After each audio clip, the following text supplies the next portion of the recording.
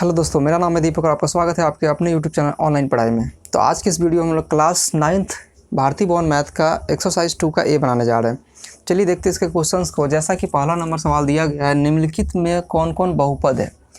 तो इनमें से कौन कौन बहुपद है ये जानने के लिए सबसे पहले आपको पता करना पड़ेगा कि बहुपद आखिर कहते किसे हैं। ठीक है, तो अगर बहुपद का सीधी सीधी एक लाइन में जवाब दे तो ऐसा समीकरण जिसके चर के घात में और ऋणात्मक पूर्णांक होता है उसे बहुपद कहते हैं। ठीक है, जैसे कि 2x के पावर अगर कुछ भी है, मान लीजिए 2, तो यहाँ पर ये 2x के पावर जो 2 दिख रहा है, इसमें ये जो पार्ट हुआ इसको बोलते हैं हम लोग चर। x जो है उसको बोलते हैं चर। तो x y z a b c d ये सब कुछ भी रहता है तो उसको बोला करते हैं हम लोग चर। और घात का मतलब इसके जो पावर में जो दिख रहा है ये ऊपर है, इसको बोलते हैं घात। समझ में आ रहा है? इसको बोलते हैं घात और इसको बोलते हैं चर। समझ में आ गया? और इसमें जो ये अंक दिख रहा है इसको बोलते हैं अचर। हम लोग क्या बोलते हैं? अचर। क्लियर है? और अभी जो हम बोले और ऋणात्मक पूर्णांक, चर के घात में और ऋणात्मक पूर्णांक होना चाहिए तभी वो बहुपद होगा। मतलब x के पावर में माइनस नहीं आना चाहिए, हमेशा क्या आना चाहिए? प्लस आना चाहिए। या 0 आ जाए, या 1 आ जाए, 2 आ जाए, 3 आ जाए, 4 आ जाए, etc कुछ भी आ जाए। उसके बाद 0 1 2 3 4 से लेकर अनंत तक की कुछ भी संख्या आ जाए तो वह बहुपद होगा। लेकिन इसके जगह पर अगर माइनस आ गया, मान लीजिए -1 आ गया, अगर पावर में बटा आ गया, x के पावर 1/2 आ गया, तो इस कंडीशन में वह क्या होगा? बहुपद नहीं कहलाएगा। समझ में आ रहा है बात? चलिए, तो हम लोग इस क्वेश्चंस को हम लोग देखते हैं। जैसा कि दिया गया है, एक नंबर में दिया गया है x के पावर 2 + 3x + 6। तो यहाँ देख सकते हैं कि चर x है, उसका पावर कितना है? 2 है, जो पूर्णांक है, इसीलिए यह एक बहुपद हो जाएगा। तो हम यहाँ पर आंसर लिखते चलते हैं। आंसर 1 नंबर बहुपद है, तो यहाँ लिख देंगे 1। आंसर हम लिख देते सिर्फ कितना नंबर बहुपद है, तो इसमें 1 नंबर बहुपद है। दूसरा देखिए, तो 2 नंबर में देख सकते हैं x + 1/x है।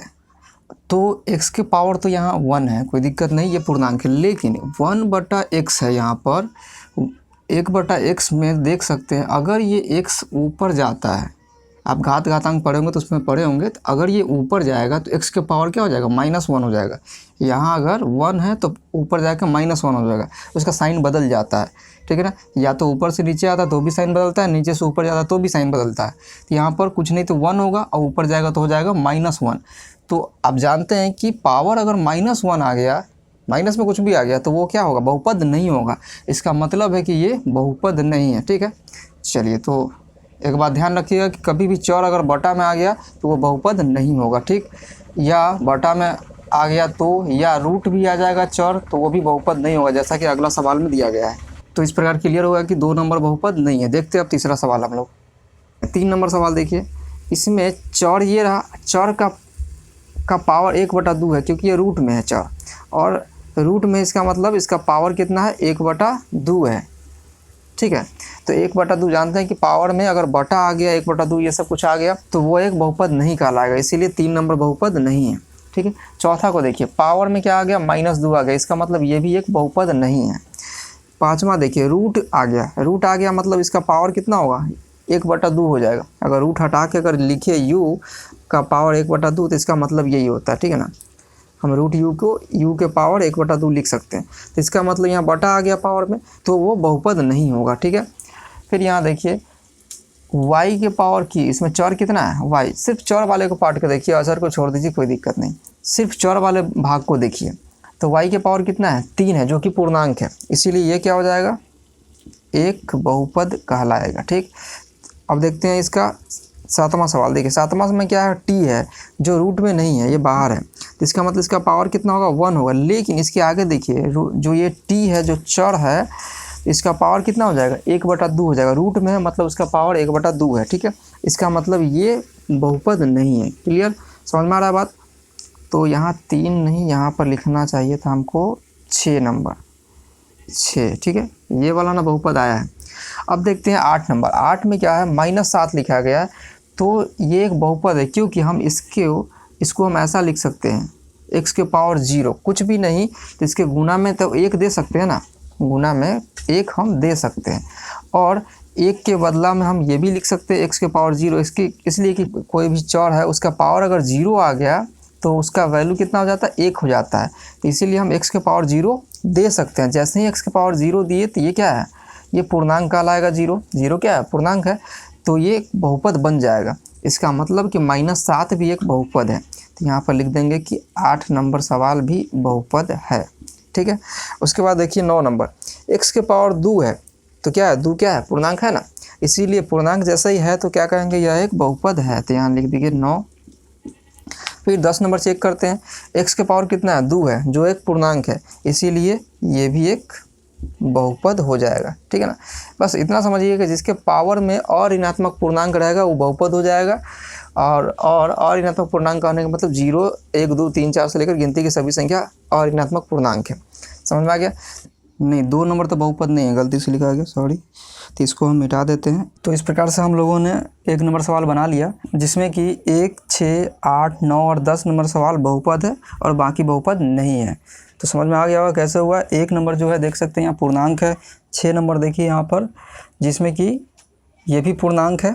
8 नंबर देख सकते हैं यहाँ पर, 8 में -7 है, जिसमें x के पावर 0 आएगा, इसीलिए वो पूर्णांक हो जाएगा। 9 नंबर देखिए यहाँ x के पावर 2 है, इसीलिए ये पूर्णांक है।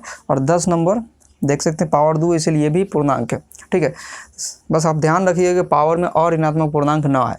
चलिए, तो इस प्रकार से ये बन गया। अब बनाते हैं हम लोग 2 नंबर सवाल, इसे आप नोट कर लीजिए। फिर हम दूसरा सवाल बताते हैं। इसका 2 नंबर सवाल है, नीचे दिए गए कथनों में सत्य और असत्य कथनों की जांच करें। जिसका ए दिया गया 9x² प्लस √5x माइनस √7 वास्तविक संख्याओं पर बहुपद है। तो यहाँ दिया गया है कि ये जो समीकरण है ये वास्तविक संख्याओं पर बहुपद है। ठीक, ये जो बहुपद है ये किस पर है, वास्तविक संख्या पर है। अब तो हमको पहले पता करना पड़ेगा कि वास्तविक संख्या किसे कहते हैं। आप अगर 1 नंबर चैप्टर बनाए तो उसमें आपको पता होगा कि वास्तविक संख्या किसे कहते हैं। तो जितने भी नंबर होते हैं वो सभी किसके अंदर आते हैं, वास्तविक संख्या के अंदर ही आते हैं। सारे नंबर वास्तविक संख्या होते हैं, इसीलिए 9 भी एक वास्तविक संख्या होगा। इसका मतलब इसका उत्तर हो जाएगा सत्य। यहाँ सत्य और असत्य लिखना है। तो इसका मतलब ये जो है वास्तविक संख्याओं पर बहुपद है। ये भी जो भी नंबर लिखा गया 9, √5, √7, ये सब क्या है, वास्तविक संख्या के अंतर्गत आते हैं। अब अगला सवाल देखते हैं, दूसरा। 11x² माइनस 16x प्लस 5 पूर्णांकों पर बहुपद है। तो क्या देखिए ये पूर्णांक पर बहुपद है या नहीं, जांच कीजिए। तो ये 11x² माइनस 16 प्लस 5, तो ये जितने भी नंबर दिख रहे हैं 11, 16, 5, ये क्या है, ये पूर्णांक ही तो है। पूर्णांक का मतलब क्या, +-1, +-2, +-3, ये सब क्या है, पूर्णांक होते हैं। और यहाँ भी देख सकते हैं 11, 16, 5 क्या है, पूर्णांक है। इसका मतलब ये सही बात है कि ये पूर्णांक पर बहुपद है, सत्य। सी देखते हैं, 1/2, यहीं देख के आप देख सकते हैं कि 1/2 आ गया, मतलब इसको क्या कहेंगे, परमेय संख्या कहेंगे। p/q के रूप में जो रहता है उसको परमेय कहते हैं। और यहाँ कहा जा रहा है कि पूर्णांकों पर बहुपद है, तो ये तो पूर्णांक पर बहुपद नहीं है। पूर्णांक का मतलब +-1, 2, 3, 4 इस तरह से रहा तो कहेंगे वो पूर्णांक है। लेकिन ये क्या है, परमेय संख्या, इसीलिए इसको लिख देंगे असत्य। यहाँ लिखिए उत्तर असत्य, असत्य। समझ में आ गया। देखते हैं D, √3x² minus √5x plus 7 परमेय संख्याओं पर बहुपद है। परमेय संख्या पर बहुपद होता तो ये क्या होता, p/q के रूप में होता, लेकिन p/q के रूप में थोड़ा ही ना है, p/q के रूप में नहीं है, इसीलिए ये क्या हो जाएगा, असत्य। ये भी गलत है, असत्य। ठीक है। अब देखते हैं ई, x³/3, देखिए यहाँ पर बटा में आ गया, मतलब यहाँ देख के मालूम चल सकता है कि ये परमेय संख्याओं पर होना चाहिए। तो ये परमेय संख्याओं पर बहुपद है कह रहा है, इसीलिए ये सही कह रहा है। यहाँ लिख देंगे सत्य। आ गया समझ में। एफ देखिए, √7x आ गया प्लस 5, जो कह रहा है पूर्णांकों पर बहुपद है। लेकिन √7 क्या पूर्णांक है, नहीं है पूर्णांक, क्योंकि पूर्णांक का मतलब होता है +-1, 2, 3, 4 इस तरह से होना चाहिए। लेकिन ये तो √7 है, ये पूर्णांक नहीं है, तो इसीलिए हम कहेंगे ये असत्य है, उत्तर असत्य। समझ में आ गया, समझ में आ गया होगा तो इसे आप नोट कर लीजिए। फिर हम अगला सवाल बताते हैं। तो इसका 3 नंबर सवाल है, निम्नलिखित में x² का गुणांक लिखिए। तो गुणांक का मतलब होता है, सीधी सी बात कहे तो, जो भी चौड़ के गुणा में जो भी अंक होता है उसे हम गुणांक कहते हैं। समझ में आया? चर के गुना में जो भी अंक होता है उसको क्या कहेंगे? गुणांक कहेंगे। लेकिन यहाँ पर कहा जा रहा है एक्स स्क्वायर का गुणांक सिर्फ किसका निकालना है? एक्स स्क्वायर का। तो हमको सिर्फ इसको देखना है, इस चर को नहीं देखना, सिर्फ एक्स स्क्वायर वालों को। समझ में आया? तो हम क्या लिख देंगे, जैसा सवाल में कह रहा है निम्नलिखित में से एक्स स्क्वायर का गुणांक लिखे, तो हम यहाँ लिख देंगे इतना में एक्स स्क्वायर का गुणांक। ये बात सभी में लिख देते हैं, ठीक है। अब देखिए एक्स स्क्वायर का गुणांक, तो यहाँ एक्स स्क्वायर ये रहा, एक्स स्क्वायर के गुना में क्या है देख सकते हैं, यहाँ पर कुछ भी नहीं है, नहीं ना, यहाँ पर देख सकते हैं एक्स स्क्वायर के साथ क्या है, इसमें देखिए कुछ भी नहीं है। जब कुछ भी ना रहे तो उसको में क्या होता है? एक होता है। जब कुछ भी ना रहे तो गुना में एक होता है। अब आते हैं यहाँ एक्स स्क्वायर, देखिए यहाँ पर एक्स स्क्वायर है ही नहीं, इस समीकरण में या इस बहुपद में गए तो एक्स स्क्वायर है ही नहीं। तो जब एक्स स्क्वायर है ही नहीं यहाँ पर तो उसका गुणांक कितना हो जाएगा? 0, ठीक है। उसके बाद पाई बटा 2 इंटू एक्स स्क्वायर, देखिए एक्स स्क्वायर का गुणांक कितना है? पाई बटा 2, इसके गुना में आ गया पाई बटा 2, लिख दिए पाई बटा 2।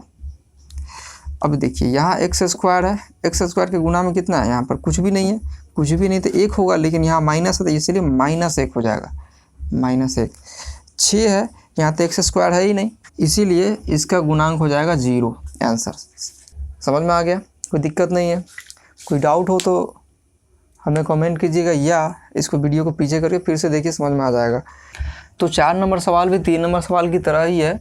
निम्नलिखित में YQ का गुणांक को लिखे, जैसा 3 नंबर सवाल बनाया था उसी तरह से। तो इसमें 3 सवाल दिया गया है, 1 - YQ plus 4y square plus 7y plus 2 4/3 YQ plus 5 3 दिया गया, जिसमें हमको YQ का गुणांक लिखना है। तो हम इसको लिख लिए y में YQ का गुणांक, इस तरह से लिख लीजिएगा। अब देखिए YQ यहाँ पर ये रहा, YQ के गुणांक में कितना है? कुछ भी नहीं दिख रहा, यहाँ माइनस, इसका मतलब -1 हो जाएगा, है ना। कुछ ना रहे तो 1 होता है, और ये साइन माइनस है तो इसीलिए साइन भी जाएगा साथ साथ, प्लस रहेगा तो प्लस होगा, माइनस रहेगा तो माइनस होगा। लेकिन प्लस को हम लोग लिखते नहीं है, लेकिन रहता तो है ना। अब देखिए YQ यहाँ भी है, YQ का गुणांक कितना आ जाएगा? इसमें माइनस लगा हुआ है तो इसका मतलब -1, कुछ भी नहीं है तो -1। यहाँ देखिए YQ के गुणांक में कितना लिखा हुआ है? 4/3, तो यहाँ लिख देंगे 4/3। समझ में आ गया? चलिए इसको नोट कीजिए आप, फिर हम देखते हैं अगला सवाल। तो जैसा कि देख रहे हैं 5 नंबर सवाल है, निम्नलिखित में कौन सा बहुपद मानक रूप में है? मानक रूप का मतलब होता है किसी भी समीकरण का घात, या कहे तो किसी भी समीकरण में या किसी बहुपद में उस चर का घात घटते क्रम में लिखा हुआ रहे तो उसे कहेंगे मानक रूप में है, ठीक। समझ में आएगा क्या कहें? कि चर का घात घटते क्रम में रहे तो उसे कहेंगे मानक रूप में। देख सकते हैं इसका चर का घात क्या घटते क्रम में है, बस यही हम इसमें से 4 में से ढूंढना है। तो ये 5 2, ठीक है, यहाँ तो घट रहा है, यहाँ कुछ नहीं तो 1 होगा, 5 2 1 घट रहा है, लेकिन यहाँ 4 बढ़ गया, 1 के बाद 4 आ गया, ये बढ़ गया, इसीलिए ये मानक रूप में नहीं है। दूसरा देखिए 2 4, यहाँ यही बढ़ गया तो इसलिए ये भी मानक रूप में नहीं है। यहाँ देख सकते हैं यहाँ 2 है, यहाँ कुछ नहीं तो 1 होगा, यहाँ कुछ नहीं तो 0 हो जाएगा, 2 1 0, इसका मतलब ये मानक रूप में है। तो इसका उत्तर क्या हो जाएगा? लिख देंगे उत्तर C, जो भी लिखा हुआ है 3/7 एक्स स्क्वायर प्लस 12/5 x - 7 मानक रूप में है, मानक रूप में है, ठीक है। इसको हम ऐसा लिख सकते हैं। अब इसको भी चेक कर लीजिए, देखिए 2 3, यहाँ तो ये बढ़ रहा है इसीलिए ये मानक रूप में नहीं है। समझ में आ गया बात? तो इसमें C मानक रूप में, क्योंकि ये घट रहा है, इसका पावर देखिए पावर 2, यहाँ पावर 1, यहाँ कुछ नहीं तो पावर 0 हो जाएगा, तो ये मानक रूप में। समझ में आ गया होगा? चलिए इसको नोट कीजिए, तो फिर हम आगे बढ़ते हैं। तो 6 नंबर सवाल है, निम्नलिखित बहुपद मानक रूप में नहीं है, उन्हें चर के घातों के अवरोही क्रम में सजावे, मतलब घटते क्रम में सजावे ताकि वो मानक रूप में बदल जाए, ठीक है। तो इसको हम मानक रूप में बदलते हैं। मानक रूप में बदलने के लिए सबसे पहले सबसे बड़ा पावर लिखना पड़ेगा। देखिए सबसे बड़ा का पावर कौन है इसमें? z के पावर 5 माइनस, अब देखिए 5 से छोटा कौन है? 3, तो यहाँ लिख देंगे 6 z के पावर 3, फिर 3 से छोटा है 2, तो यहाँ लिख देंगे प्लस 7 z स्क्वायर, फिर इसके बाद और कौन सा बच गया? -5, ठीक है, समझ में आया। सबसे पहले सबसे बड़ा पावर लिखेंगे, उससे छोटा 3 है, उससे छोटा 2 है, और यहाँ पर उसके बाद -5 आ जाएगा। इसको सजाते हैं, इसको सजाएंगे तो हमें मिल जाएगा सबसे बड़ा पावर है 4, ठीक है। तो यहाँ लिख देंगे 5u⁴ मतलब 5u के पावर 4, फिर 3 वाला लिख लेते हैं +3/2 u के पावर 3, फिर 2 वाला लिख लेते हैं -√2 u के पावर 2, फिर 1 वाला लिख लेते हैं +3u, अब बिना चौड़ा वाला लिख लेते जो है -1, समझ में आया।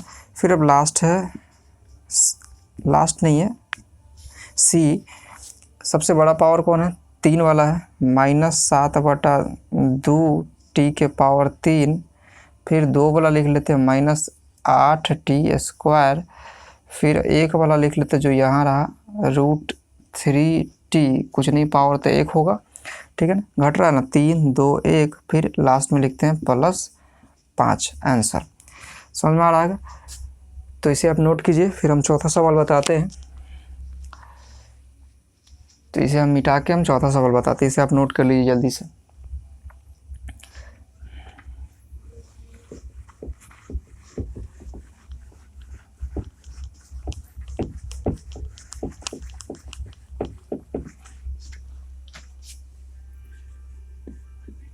तो देख सकते हैं इसका d है ये u q - u + u² -√2।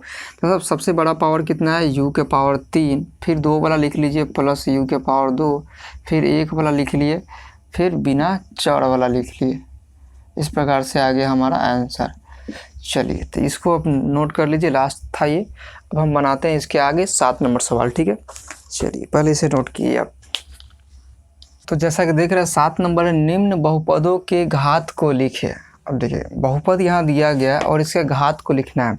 तो घात निकालने का मतलब होता है कि चर का सबसे ज़्यादा पावर कौन सा है। तो देख सकते हैं 5 4, और यहाँ पर तो कुछ नहीं, 0 होगा, तो इसीलिए इस सबसे बड़ा पावर क्या हो जाएगा, इस पर सबसे अधिक, है ना, सबसे अधिक पावर क्या हो जाएगा, 5 हो जाएगा ना। 5 4 और 0 में क्या बड़ा होता है, 5 होता है, इसीलिए घात हो गया 5 इसका। अब देखते हैं इसमें घात कितना हो जाता है। देखिए, यहाँ पावर 1 है, यहाँ पावर 0 है, कुछ नहीं तो पावर 0 हो जाएगा, क्योंकि हम यहाँ x के पावर 0 दे सकते हैं, ठीक है, या y है तो y के पावर 0 दे सकते हैं, ठीक है। अब देखिए, यहाँ 1 है, यहाँ 0 हो जाएगा, यहाँ 2 हो जाएगा, तो 1 2 0 में कौन सबसे बड़ा है, तो 2 है। चलिए, हम लिख दिए 2। फिर यहाँ देख सकते हैं सबसे बड़ा घात देखना है, 8 3 2 में सबसे बड़ा कौन है, 8 हो जाएगा। आसान सवाल है, बस सबसे बड़ा पावर देख के लिख देना है। अब यहाँ देखिए, इसका घात क्या हो जाएगा, 2 है, इसमें कुछ नहीं तो हम x के पावर 0 तो दे ही सकते हैं ना, इसलिए घात क्या हो जाएगा, इसका 0 हो जाएगा। यहाँ पर x के पावर कितना है, 1 है, अधिकतम पावर इस बहुपद का है 1, इसीलिए घात हो गया 1। यहाँ पर देख सकते हैं अधिकतम घात कितना हो जाएगा, 2, और यहाँ पर 1 है, तो यहाँ जुड़ जाएगा 2 1 3 हो जाएगा, तो घात हो गया 3। क्योंकि गुना में पावर जुड़ता है तो 2 और यहाँ 1 2 1 हो जाएगा 3। समझ में आ गया। चलिए, इसे आप नोट कर लीजिए, नोट करते चलिएगा। अब देखिए 8 नंबर सवाल है, रिक्त स्थानों को भरिए जिसमें बहुपद x² + y² का घात लिखिए। तो घात लिखने तब आ चुका हुआ, पिछले सवाल में आप बना चुके हैं। सबसे अधिक पावर उस बहुपद का क्या है, देखिए यहाँ भी इसका भी पावर 2, इसका भी पावर 2, इसीलिए इस बहुपद का अधिकतम घात कितना हो गया, 2, तो वही घात कहलाता है उसका। तो इसमें देखिए x, यहाँ भी x, और ये गुना में तो पावर जुड़ जाएगा, तो 3 2 5 हो जाएगा। तो इस बहुपद का अधिकतम घात कितना हो गया, 5। घात निकालना है, वही होता है अधिकतम घात।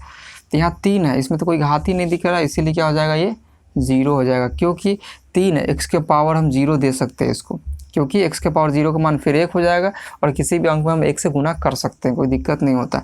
इसीलिए यहाँ पर हम घात हम लिख देंगे 0। शून्य बहुपद का घात, यहाँ तो कह रहा है शून्य बहुपद, बहुपद वो शून्य नहीं है, वो तो कोई बहुपद ही नहीं हुआ जो शून्य बहुपद है। तो इसीलिए यहाँ पर क्या हो जाएगा, अनिर्धारित। ये कोई निर्धारित नहीं रहेगा कि उसका घात कितना है, अनिर्धारित, ठीक है, इसलिए शून्य बहुपद है वो। बहुपद 3 - 5t + 60² - tq का घात, देखिए सबसे बड़ा घात कितना है, 3 है, इसीलिए इसका घात हो जाएगा 3। शून्योत्तर अचर बहुपद का घात, शून्योत्तर अचर बहुपद है, शून्योत्तर, इसीलिए इसका घात कितना हो जाएगा 0। समझ में आ गया? तो इसे आप नोट कीजिए। फिर इसका रिमेनिंग जो भी क्वेश्चंस बच गए वो अगले वीडियो में आपको मिल जाएंगे। तो आई होप अब तक जो भी सवाल हम सॉल्व किए वो आपको समझ आ रहे होंगे। जो भी सवाल बच गए उसे हम नेक्स्ट वीडियो में कवर करेंगे। तो मिलते हैं आपसे नेक्स्ट वीडियो में, तब तक के लिए गुड बाय।